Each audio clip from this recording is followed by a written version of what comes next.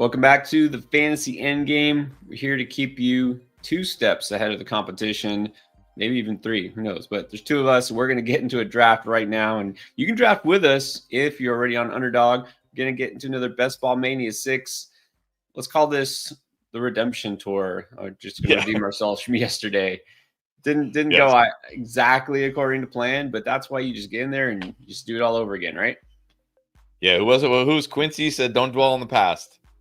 Keep looking forward." Right.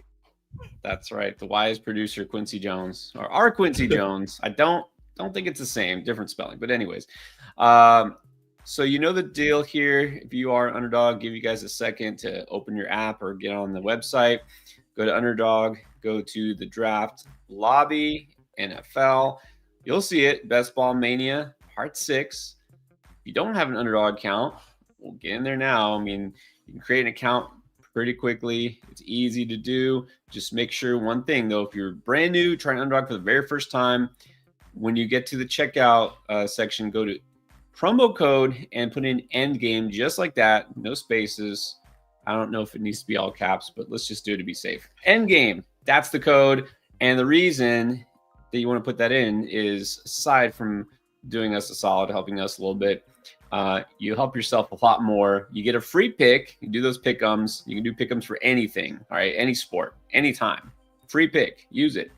And then you get up to $1,000 worth of bonus cash on your first deposit. So you can play on the house, depending on how much you put in there for your first deposit. Get some free money, get some drafts in. And if you haven't tried Best Ball, honestly, it's the way to go. It's fun. I mean, to me, the best part of fantasy football is the drafting part, right? After that, it's like all hell breaks loose and who knows what's going on. But when you draft, you love your team, usually. Right. Except for yesterday. Yes, except for yesterday. Love the first half, not the second half, but that's why we're back doing another one. Exactly. But that's the best thing about Best Ball is you don't just do it once, you do it over and over and over again. So here we go. Let's do another one. Those of you who are already on Underdog, let's see if we can get in here. A lot of times we can at least half, if not completely, fill it up with endgame members. Let's do it here. Go Best Ball Mania. Should already default to 20 seconds per pick. We're going to get drafted in here in like 45 minutes done. Let's enter on the count of 3. 1, 2, 3. No glitches. All right. No glitches. There's 6 more to start. We should be good. No whammies. All right. Let's see, guys. I know y'all fill this up real quick. Yeah, I know. Stinger. Lo siento. Not everywhere. Not available everywhere, but, I'm getting there. I'm hoping the dream is one day all 50 states will be united in the ability to draft an Underdog. Yes. That is the dream. Thank you, by the way. Shout out. We're finally getting to see all our regular season regulars coming back. Bobby Brook, appreciate you getting the membership again. And then we got some questions. We'll get to the questions here in a second. I got the 2. What do you get? I got the 11. So this really is a redemption for me because yesterday I had the 12, and I loved the first to start my draft. Hated the finish. Let's go. Let's do it. All right. Let's do it. Who else is in here? Daniel at the 6. Nice. All right. Jay already has a membership. By the way, Jay wants to know, start preparing for my draft. Thanks. Okay, you're welcome. Will you be doing 3rd round of how drafts should go? Yeah, I probably should. I have to go back because I did like how the first round should go, and then I did how the second round should go. I don't think there's been I'll have to go back and make sure there hasn't been like a major change. I don't think there has been. So I could probably do how the 3rd round should go. I don't know if I'm going to do like all 10 rounds or 15 rounds. That might be a little excessive. The first couple, you can sort of map out, mostly, how it goes. Even, with some leagues, you really don't know how it'll go. But hey, if it's going to help you, then why not? Try it out. We're glad it has been helping. What's up, Tyler? Yeah, that's right. We're ready for the new season. So Tyler wants to know, what is your opinion, a solid first 3 or 4 picks? So kind of a similar question. This really depends. I mean, this is an almost impossible question to answer. I think the best thing I can say, Tyler, is watch this draft right here, and you'll see kind of how the first 3 or 4 rounds go. And it'll give you an idea. Obviously, it's going to depend on where you're picking, the size of your league, how your league mates draft. I mean, there's so many variables that go into a snake draft. Yeah, it's hard to, hard to say. there's a lot of solid first 3 or 4 picks you can make. Yeah. I mean, I will say this. It's not impossible, but it's hard to completely screw up your first, like, say 4 rounds, because usually you kind of know which players are really, really good, and you don't have to go RB, wide receiver, RB. It doesn't matter necessarily, but just don't reach. Don't make any egregious reaches, and you don't necessarily want to go. You don't have to be the first to get a quarterback and the first to get a tight end. And if everyone else is getting running back, well, I got to get a running back. You know what I mean? Don't just follow the crowd.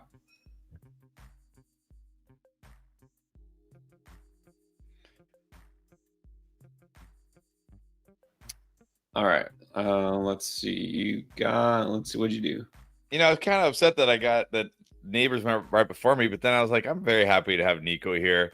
I will say it was close between like Genty and Achan for me, but I'm going to take the value on Genty. He usually goes first round, so I'll take the slight value here. Yeah, you got to mix it up, if nothing else.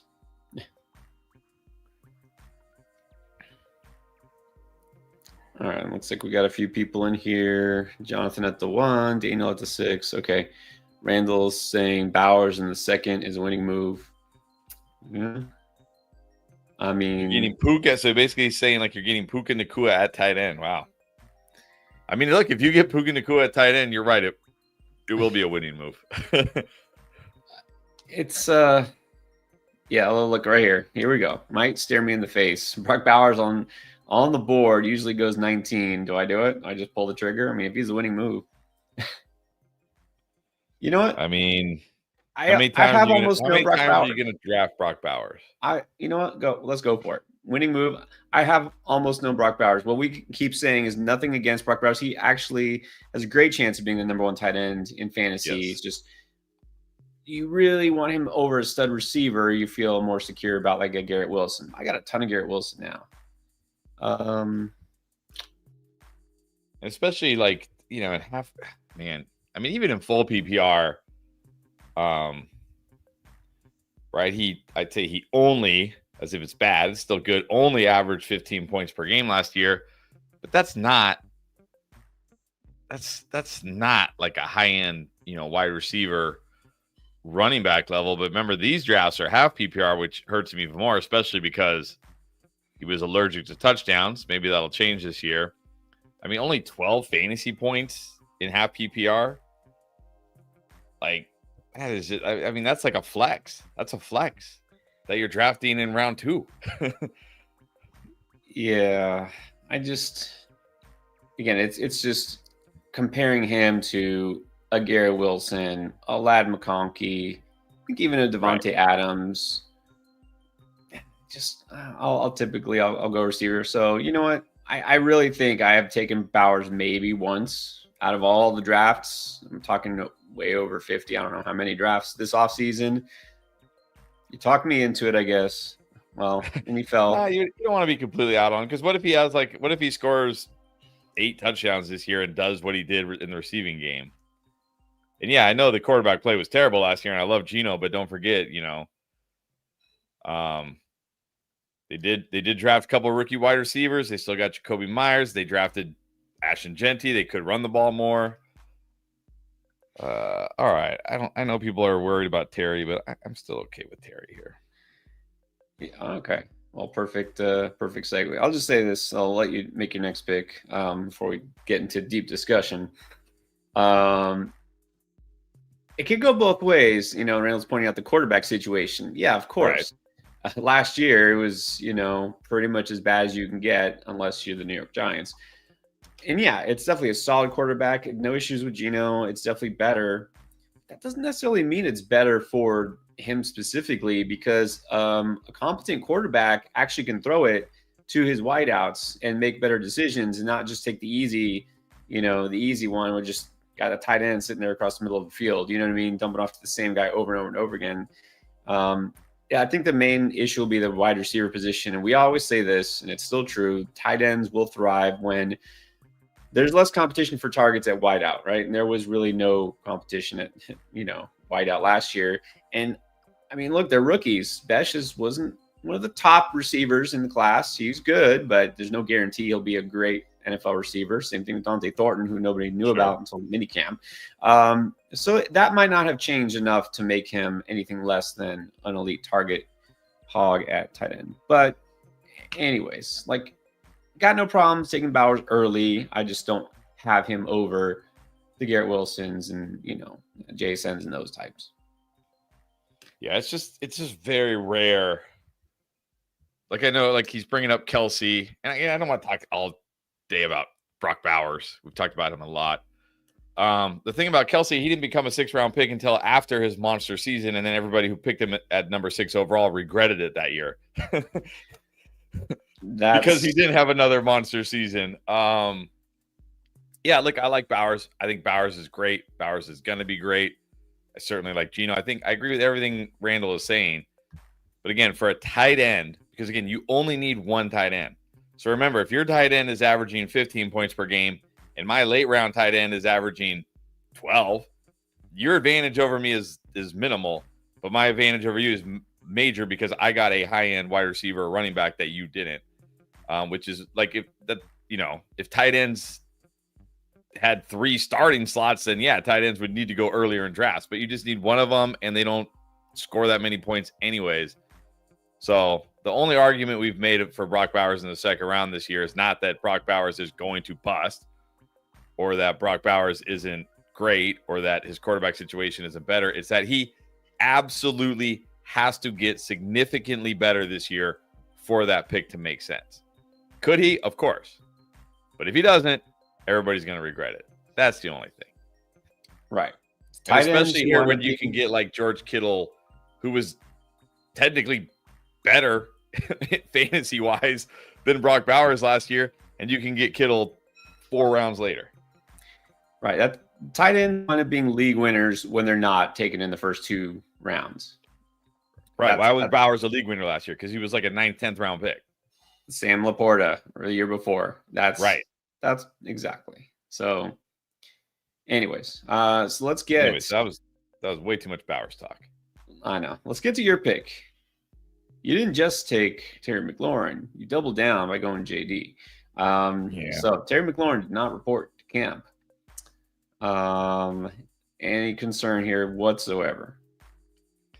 I mean, there's always concern. I can't imagine him not. Oh man, this did not go the way I expected. Let's go. There's a lot of running backs I still like. Let's grab Odunze and get one of the running backs on the way back. There's always concern because we've seen with CeeDee Lamb or even Brandon Aiyuk last year before the injury, when these guys miss camp, sometimes they start very, very slow. So maybe early in the year he's not producing the way we want. But again, we're not drafting these best ball teams for earlier in the year. We're drafting them for later in the year. I like Kamara. I'm taking Kamara. I'm doing it. Old man Kamara. Talk about not producing later in the year. Yeah. So, anyways, I think you got to have some concern for Terry, but I can't imagine Terry McLaurin's plan is just to not play this year. Right. There's always posturing and, right. It's still early enough. I don't want to worry about it yet. I'm not worried about. I'm still drafting Terry, reasonably when I can. Jay High, for absolutely no reason, taking shots at Waddle. It's because he's on the thumbnail today. This is me. This comment is me. Hi. Yeah. Hi, I'm this guy. I'm this guy. I'm still in and call me. Look, you know how this goes. It goes both ways. Either irrationally high on my team, my Dolphins, or I'm Dolphins, or just completely the other way. And this year, I'm like, forget it. They're not going to make the playoffs. They're McDaniel's getting fired. That's my thing here. Oh, hold on. That's my turn. You know, it's like, you know, we do our 10 worst calls every year, where we look back and talk about how dumb we were for some of the calls we made. And I remember I put Waddle on the thumbnail of that one. And like, I remember last year I was like, this is gonna be a bounce back year for Waddle. And I remember I specifically even said, like, I don't really have any analytic data to back this up or anything. Normally I'm like really into the analytics. I just feel like it's a good player in a good situation, and he just had a down year. He's gonna bounce back. Maybe I should have trusted the analytics that didn't show to any, like, why is he gonna bounce back? I actually remember that. I specifically remember that video. Yeah, you're just like, I'm going with it. Yeah, usually turns out bad. Look, he did not bounce back. I think he's still fine. He'll be draftable, as long as you don't draft him too high. Right. I think this year he's okay. I mean, look, this year there actually is reasoning behind it, and that's the fact that Jonnu Smith, who was second on the team in target share last year, because why shouldn't a running back and a tight end be your top two targeted players, is gone. And if Tyreek Hill is dust,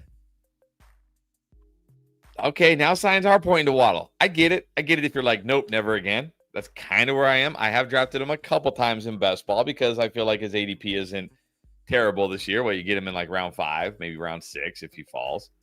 So I have drafted a couple times, but totally understandable if you're like, nope, I'm done. Yeah. I think I'll tell you this. Guy, he's going around the same range, maybe a little bit afterwards, that you really have good reason not to be in on is Chris Olave. Like, great reason not to want to draft Olave. I just saw that was, they said today, basically the Hydra, the 3-headed quarterback, they're going to take turns every day. A new guy is going to be the starting quarterback in practice. Tell me how that ends up in any way positive for this team. Nah, I've barely drafted Olave. Man, I hate this spot. Let's go. You took Jeudy. Wow. Last time I took B-Rob. Let's go Mason this time. I thought you were 1,000% out on Jeudy. I can't say I'm 1,000% out. I mean, he normally goes pick 69. I got him at 83. Okay, like I was targeting Golden there, but when Golden went, Jaden Reed, like Khalil Shakir is fine, but this is best ball. I don't need his 13 to 15 weekly points.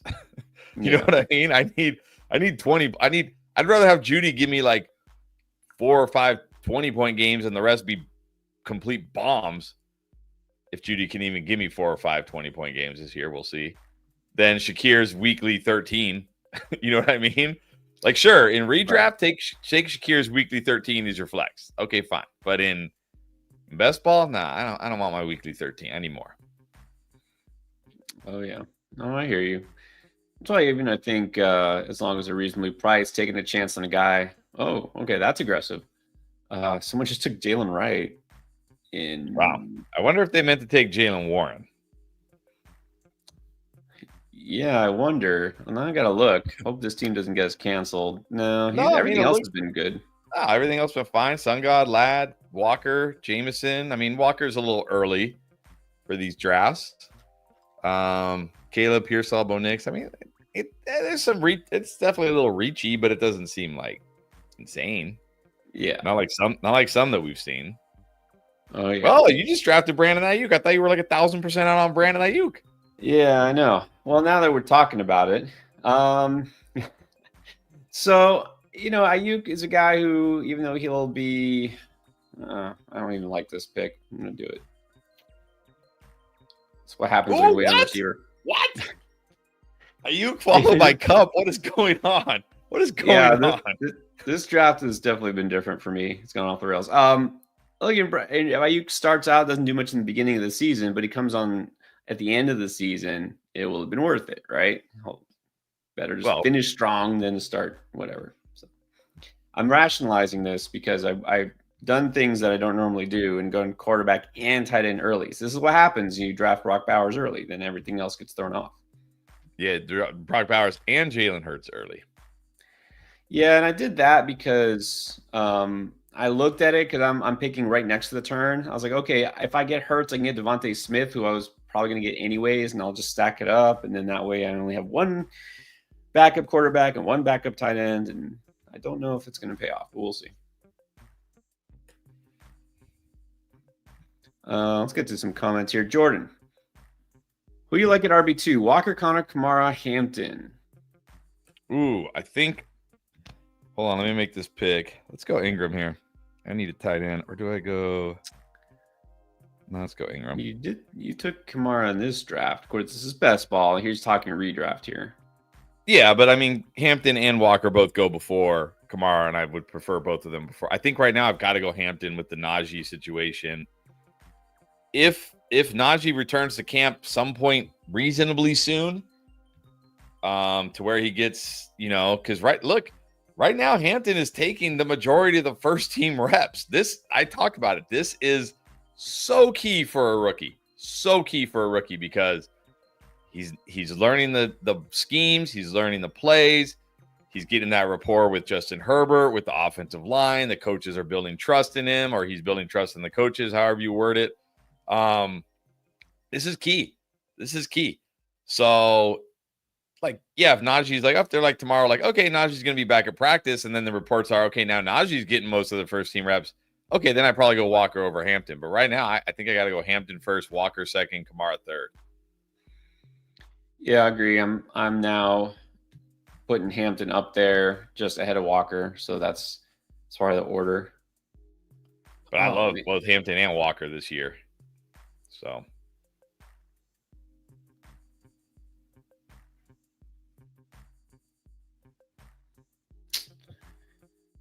Okay. I guess I need some upside. Judkins still on the board. Oh, come on. Don't time out on me now. Oh, did you mean to take Scattaboo? Yeah, I did. All right.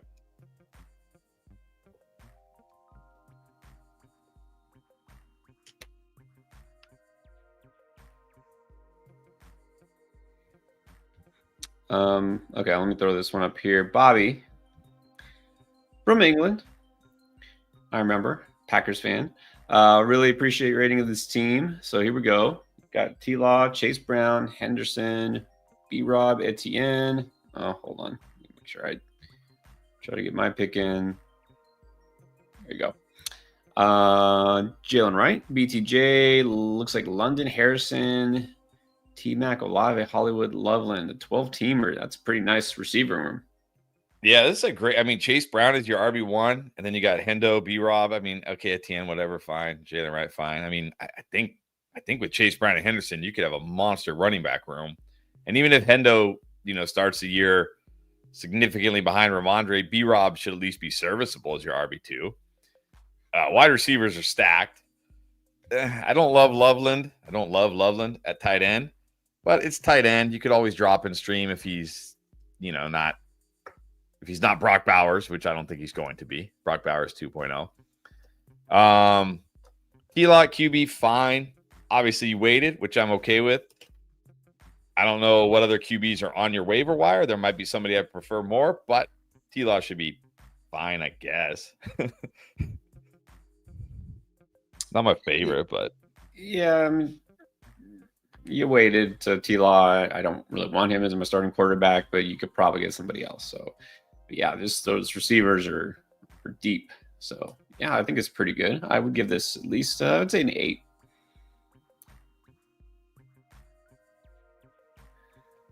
All right, what's up, Anthony? Just listening in. I always appreciate you here.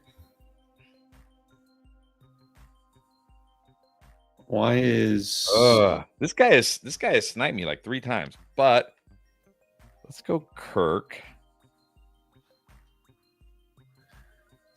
Kirk's okay here because I do have Nico, Kirk. And then I'm gonna bet on this guy not taking CJ Stroud, which thankfully he did not. No, Now I have a nice little week 17 stack. Going Texans. Texans play. Texans play Chargers. So I have Nico, Kirk, Stroud, and with the Trey Harris bring back. Very nice. And let's see. Bobby's asking because he has is Loveland. He's saying, why is Rome popular? Well, it's it's got a ton of history. Fantastic tourist. Oh wait, you mean the player? Rome would do. Oh, sorry. That was my bad dad joke for the day. I've never even been to Rome. It's on my bucket list, but I've never been. Never been either. It is popular, so it must be nice. Why is Rome Odunze popular? Well, he was a highly touted wide receiver prospect last year. We know Ben Johnson should make the offense better. We know Caleb Williams still has the potential to be a great quarterback. He's entering year 2. It wasn't like his rookie year was a complete disaster. Like he wasn't Keon Coleman or anything. So yeah, I certainly liked it more early this offseason when I thought there was rumblings that Rome Odunze could move into the slot more, but with Luther Bird in there and Loveland, it's probably not going to happen. But I still like Rome, and he usually goes like 2 full rounds later than DJ Moore in these drafts. True. This is true. I'm big on Rome. I got a lot of Rome this year. I actually have a lot of DJ Moore also. Hold on, let's see here. Yeah, I feel like Rome and DJ Moore are going to be guys that might be frustrating in redraft leagues. But I try to get a decent amount of each, not in the same team, but in my best ball drafts, because I feel like it could be one of those situations where DJ Moore has some big games, Rome Odunze has some big games, and then they both kind of have some mediocre games at the same time, and maybe they both have a big game once a year. You know what I mean? So in redraft, you're kind of like, yeah, DJ Moore could have a big week this week, or he could kill me. Rome Odunze could have a big week this week, or he could kill me, which is fine in best ball. So I feel like in best ball, I want shots of both, which I've taken shots on both. Redraft, I'm a little more on the fence. I think in redraft, I would more prefer to target Rome just because he goes later. But could be wrong. Maybe DJ Moore just runs away with that job.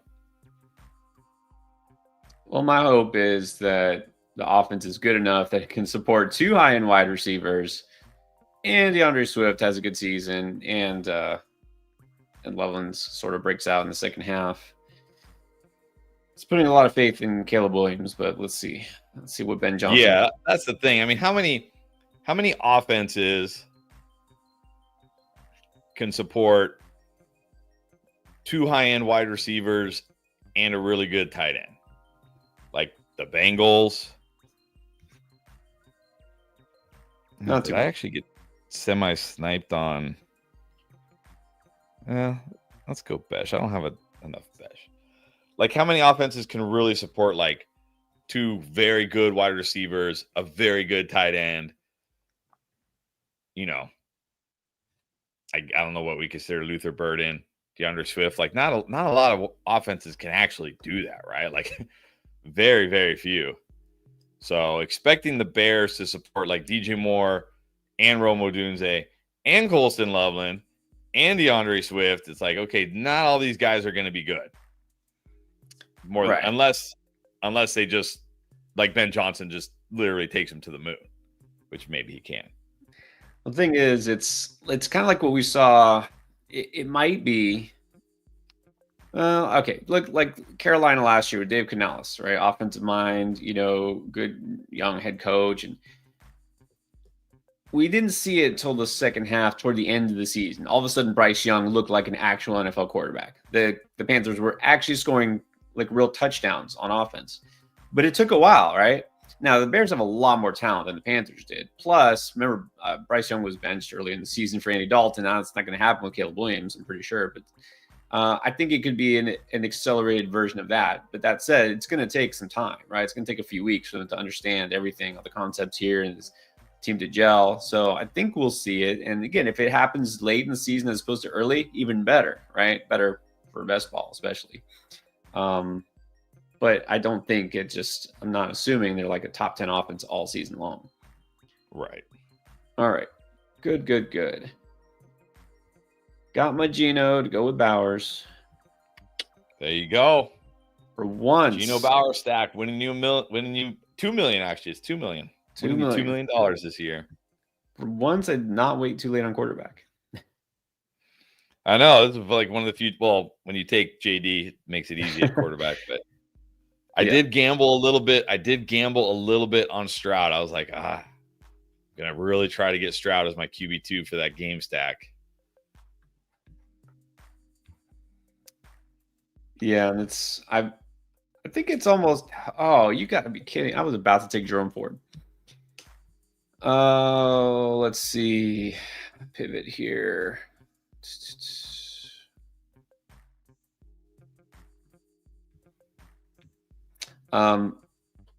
Doing all these super flex leagues, all these slow drafts I'm in has almost forced me to think about quarterback earlier and not like an afterthought. So it's crazy, man. Those drafts, some teams have like 4 quarterbacks like halfway through the draft. And we're just like, what are you going to do with those 2 quarterbacks that cannot be in your starting lineup on a weekly basis? What's the point? You know what I mean? They're just donating. Yeah. Sadly. Royland. What's up, Royland? What's up? Would you trade away Brees and Pearsall to get Garrett Wilson and Njoku in Dynasty? Ooh. I think I would.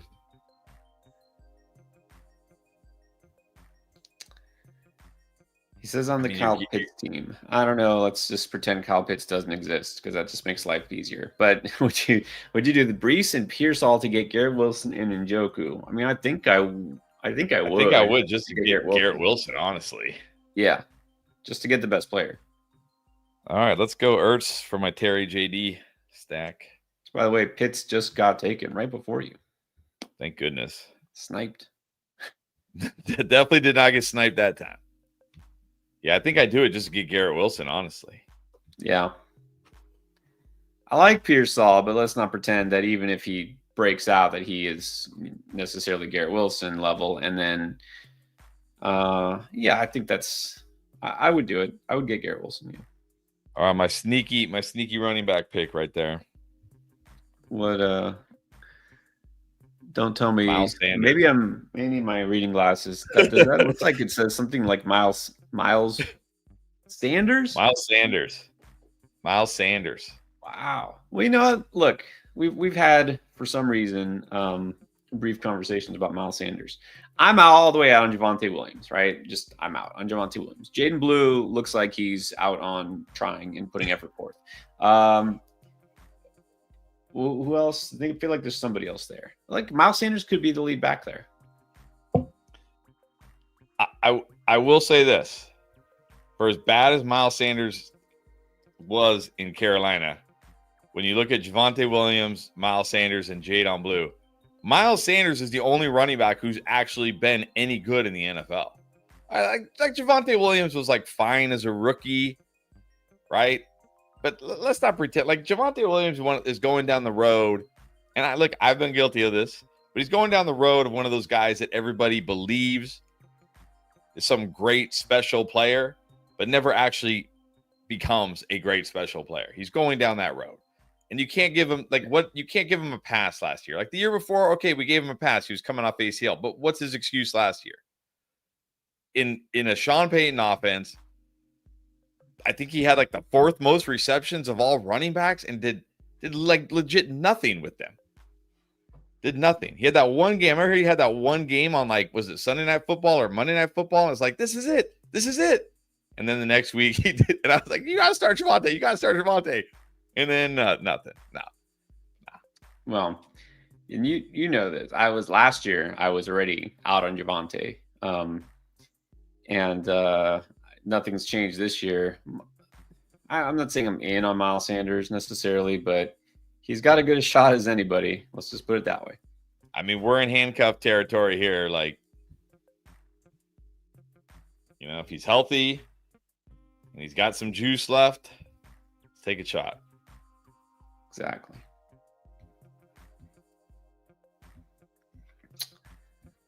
All right. Well, I guess I'm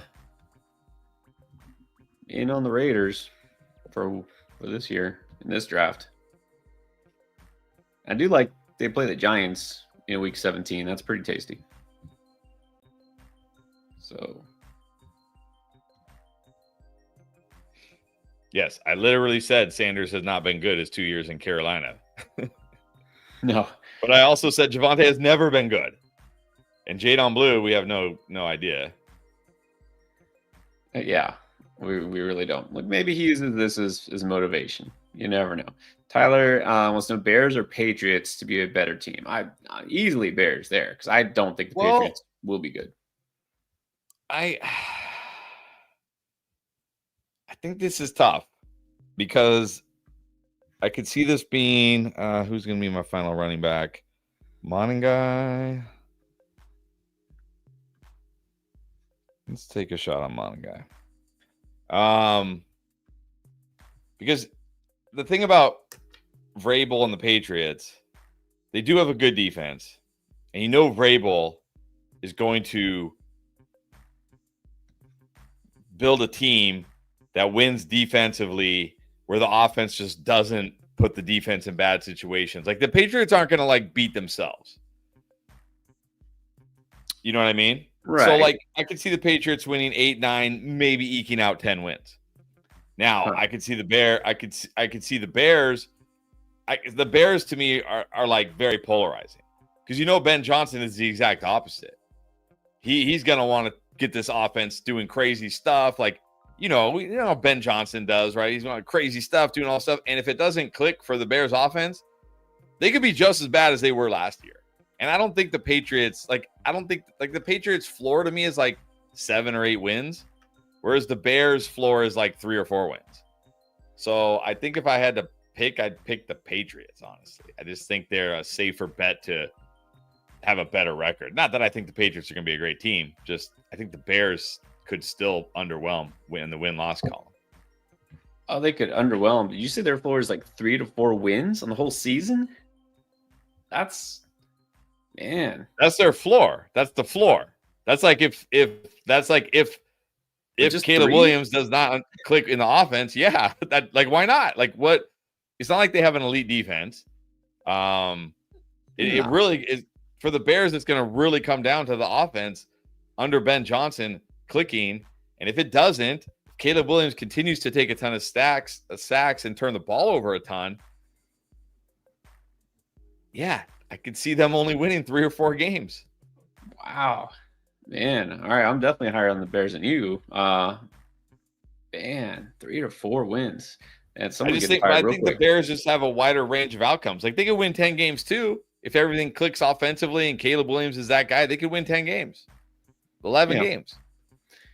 All right, if it doesn't, whereas I just don't see the Patriots only winning 3 or 4 games. There's enough talent, especially on the defense, to beat the bad teams, eke out those ugly 17, 14 wins or whatever, right? It won't be pretty, but it's they just hang around, and then the other team makes a mistake and they win the game. That's how Mike Vrabel does it anyways, right? That's kind of his style. That's how he does it anyways. Well, I think Mike Vrabel is about to prove himself to be the next Jeff Fisher. We could see 7 to 8 wins, solid 7 to 8 wins for years to come in New England. But yeah, I agree. Like I said, I think that's the Patriots' floor, 7 to 8 wins. Their ceiling isn't as high as the Bears. They have the higher floor. So Patriots, I'd say floor is 7 wins, ceiling is 8 wins. That's it. They're locked in. That's it. Okay.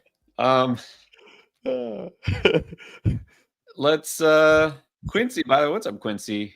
Do you think Underdog has bots in these drafts? No. Do you okay, whenever people say this, I shouldn't say this or ask these questions, Like, it's like people saying like the NFL is scripted. Do you realize, like, if legit proof came out that the NFL was fixing games, it would you're talking about a multi-billion-dollar business that makes everybody in it extremely wealthy, sacrificing all of that just for some ratings. Like, no. Yeah. And it's just like this with Underdog. Like, if it came out that Underdog had bots in the drafts, no one would ever play Underdog again, and they would be out of business. That is not worth it for Underdog. Plus, we're not playing against, like, when you do these drafts, we're not drafting against Underdog. We're drafting against each other. Underdog doesn't care who wins or loses. Underdog has no skin in the game. They get their rake from every tournament, and they're good. They're good. They're getting paid. Think about it. This would be dumb if they put bots in. That means that's a $25 entry they're not getting from an actual person who's giving their $25. They want humans in here giving real money. But you know what? We're getting it back because one of these teams is going to win it all, I'm sure. That's right. And I think it might be this one. This might be one of my favorite teams so far right here. Let's check it out. Okay, let's check it out. And Jonathan says he thinks he cooked at the number 1 spot. Let's see. We'll look at yours. But we'll first, take a look. We'll take a look, Jonathan. Chris, you went Commanders, you went with your team here. You got JD and Stroud, and you stacked later on. So let's see running backs. I mean, obviously no issues at quarterback. Okay, coach. So Deontay Kamara, Mason White, Sanders, Mongai. Even if we assume Miles Sanders doesn't have an amazing season, you probably won't need him. But I don't know. Okay, so I'll say this. You kind of need Kamara to be good most, if not all, of the season. Yes, which I feel he will be. I mean, hopefully he doesn't disappear at the end of the season like he always does. I think one thing so far, if I had to pick a reason that this might not win the whole thing, is if Kamara lets down at the end of the season and one of those guys isn't the starter. But it's okay because Miles Sanders will be the Dallas Cowboys RB1 the week after Kamara decides he's done playing this year. All right. Well, there you go. You heard it first. Miles Sanders is the winning pick. Maybe. But maybe you don't need him. You got Nico and Terry stacking with your quarterbacks. You got Rome, discuss him. Jeudy, Harris, Kirk, and Besh. Like, that's actually it's nice. Look, Jeudy aside, it's nice when you get a guy like Kirk, who you know is going to get a steady diet of targets, and Besh, who has tremendous upside as your like 6th and 7th receiver. So, I mean, I don't feel like there's any wasted picks here. Right, and I got the JD Terry stack, and then I have Zach Ertz at tight end as well. I got the CJ Stroud, Nico, Kirk stack, and I also have Trey Harris plays that Week 17 game against the Texans, so I have that game stacked. So if the Chargers-Houston game is a shootout, which it very well could be, if it's a big, high-scoring game, and this team is still alive, I like that. I like it. And then tight end. Ingram, still one of my favorite targets there. Ertz, I really... Not that he should be going crazy high or anything, but for a guy who was so solid last year, he's like almost an afterthought. To get him as your backup is nice. And then Schultz, because someone's got to play in Week 12, but very nice. I like it. I have a ton of Schultz. I don't understand Schultz's ADP. Yeah, I know. The boring veterans, you know what? Sometimes they actually still score points more so than the rookies who wind up not doing much. But you need a balance. All right, here we go. I guarantee you, I have no team that is like this because this is probably my second time, I think, taking Bowers. And if I go Bowers early or a tight end super early, which I rarely do, I almost never take a quarterback early. But here we go.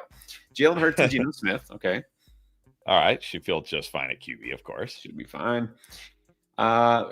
I'm curious your thoughts here. This is like a typical me running back room. Got Chase Brown, who I'm now starting to get probably too high on. Monty, Scattaboo, Spears, Benson, Shipley, and Brashard Smith.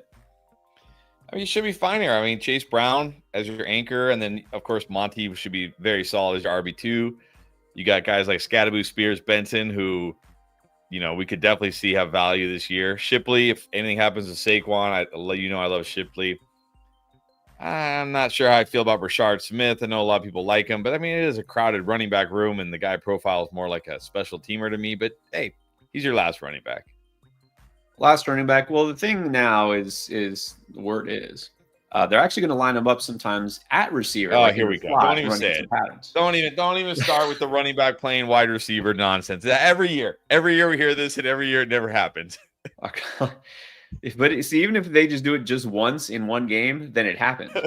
So you're like, Just one. They put him in the slot one time for one trick play. It's like they're going to put him in a slot for a play where they run like a pitch to Travis Kelce and then he throws it back to Mahomes. So it's like he's in the slot, but he has nothing to do with the play. yeah, but he was there. They did it. But he was out there in the slot. He was there. That one play gets a long touchdown, and there you go. You paid off. All right, so there are the running backs here, the receivers, a little veteran, but they got Jefferson, Devonta Smith to pair with Hurts. Got Godwin, still a decent value. Aiyuk, this is my late season You're all play. injured team. You're all injured team. Kupp, Tillman, Thornton. Obviously Jefferson, great. Smith with Hurts, that's good. I still like Godwin at pick 71. Again, even if he starts slow, like if he's good to go second half of the season, this is going to be a smash pick. Same with Aiyuk. I have my doubts about Aiyuk just because we have seen with ACL, and especially with ACL where it's like I'm starting to draft more Diggs because Mike Vrabel's saying he's going to be out there practicing with no limitations. But like guys like Aiyuk who might miss like 4 or 5 games, then they have to, ramp up and get back into game. Like by the time they're in game shape, I think it's almost like too late. But, if he does come on late, of course that matters. Kupp, maybe. I don't really have much more to say about that. I do like Tillman Thornton a good dart throw. All right. Well, Dante Thornton winds up number 1 receiver in Vegas, then I don't need Brandon Aiyuk, guys like that. And then here we go. This is it. Brock Bowers just carrying the team on his back, and finally got some Elijah Arroyo in there. Yeah, I mean, that's the thing. Like you said, when you draft Bowers and Jalen Hurts, like this team is obviously dependent on Bowers and Jalen Hurts being awesome all year long. Because you're gonna take a hit at running back and wide receiver when you spend, an early pick on both tight end and QB. So, but hey, you never know how the season's gonna play out. You know what? I may not do it again, but I don't hate it. I don't hate this team. I think it could look. A lot of it's okay. Are Godwin and Aiyuk going to come on and be studs? Late in the season during the playoffs. That's kind of what I'm banking on here. Could happen, but I don't hate it as much as I thought I would. Put it that way. All right, you want to look at number 1 just to see? Oh yeah, that's right. He cooked. Let's look at Jordan's team, right? Jonathan. Did Jonathan cook? Let's see. 3582 build. All right. Well, at the 1, I don't know, but I'm going to guess he took Chase. Got Burrow to go with it. Very nice. Now, if you took Burrow and whoever like McCarthy, I probably wouldn't have gone with a third quarterback, but it's okay. Right, I agree, but it's not I don't think it's the worst thing. No. All right. You got to feel good about his QBs. I feel good about his QBs. Oh, yeah. Cook, only 5 running backs. Interesting. Okay, so we got Cook, Connor, B-Rob, Ford, and Justice Hill. So you're the one that took Ford for me. Yeah, I think I probably would have preferred one less QB, one more running back, but you have solid you have running backs that, again, we have to draft from the mindset that we're going to be right. So we have running backs here like James Cook, James Conner, Brian Robinson, who we feel good are going to be the RB1s for their team all season long. So it's not like, my team where I have some guys that could be the RB1 at some point, but may never touch the field type of guys. So I think in this case, 5 is okay. All right. There you go. Yeah, I mean, definitely all pretty high floor picks. They're all getting touches. They're all getting on the field. All right. Deep at receiver.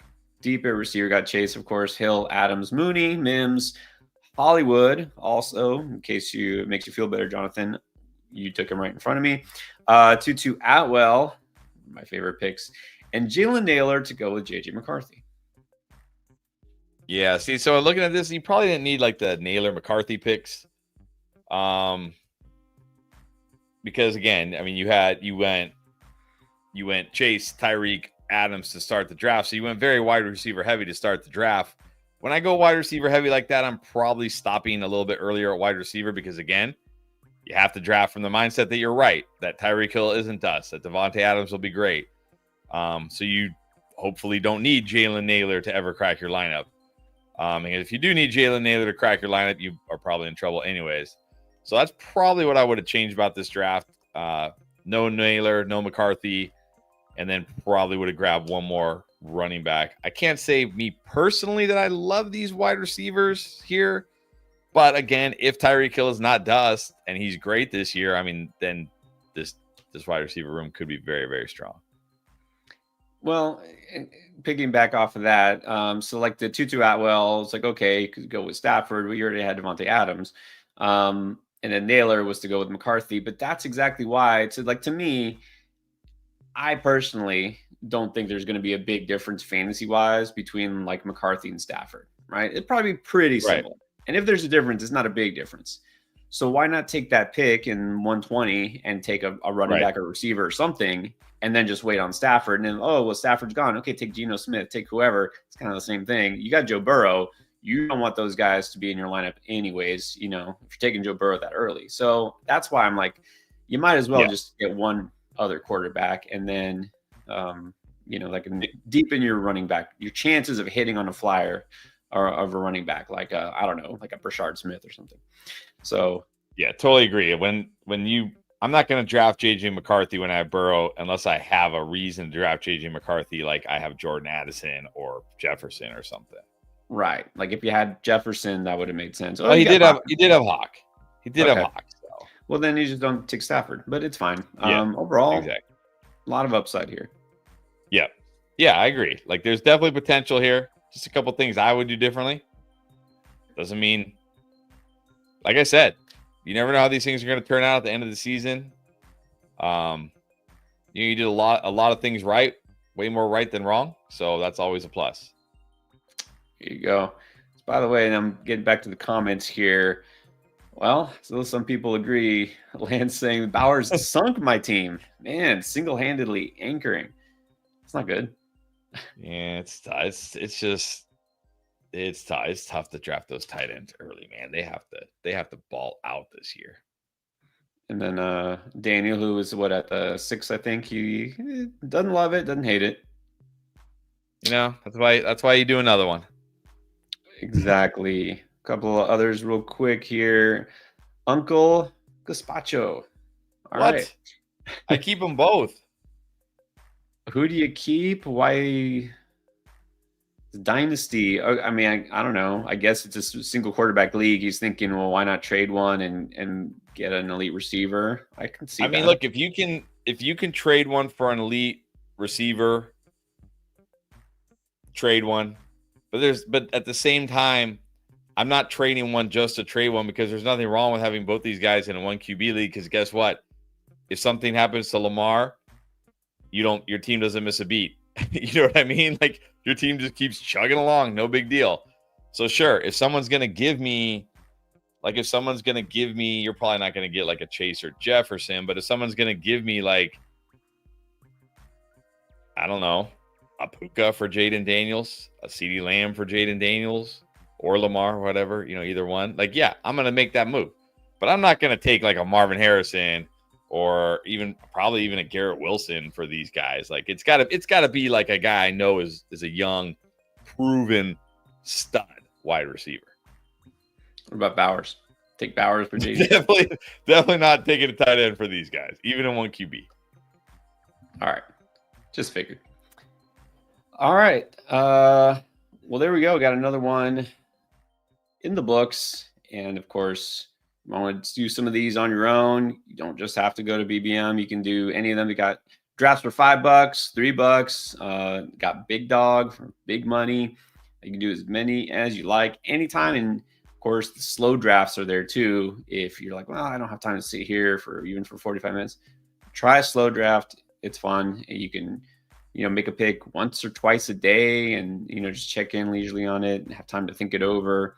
I love the slow drafts. So me too. Check it all out on Underdog. If you haven't tried it yet, sign up. Use code ENDGAME when you check out because you get free pick that you want to use and up to $1,000 of bonus cash. And then we'll do some more of these. You want to jump on here with us, make sure you have notifications on. Of course, you should already be subscribed and hit the like button if you haven't already. Thank you guys, and we'll see you again tomorrow.